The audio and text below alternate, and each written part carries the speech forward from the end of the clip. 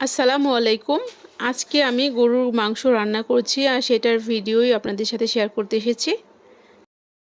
সব ধরনের মশলা দিয়ে গরুর মাংসের মশলা, আদা রসুনের পেস্ট, গরম মশলা সব কিছু একসাথে গরুর মাংসের সাথে মাখিয়ে আমি চুলায় বসিয়ে দিয়েছিলাম।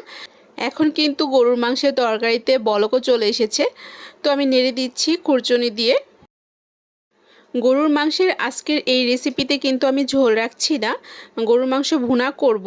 একদম গরুর মাংস এবং ঝোলটা একদম একসাথে গায়ে মেখে থাকবে, সেই টাইপের ভুনা করব। আর ভুনা খেতেটা কিন্তু খুব ভালো লাগে। সাদা ভাত বলুন, পোলাও বলুন, লুচি বা পরোটার সাথে কিন্তু গরুর মাংসের এই ভুনা রেসিপিটি অনায়াসেই খাওয়া যায়। তো সবাই খুব ভালো থাকবেন। পরবর্তী ভিডিও দেখার আমন্ত্রণ রইল। আল্লাহ হাফেজ।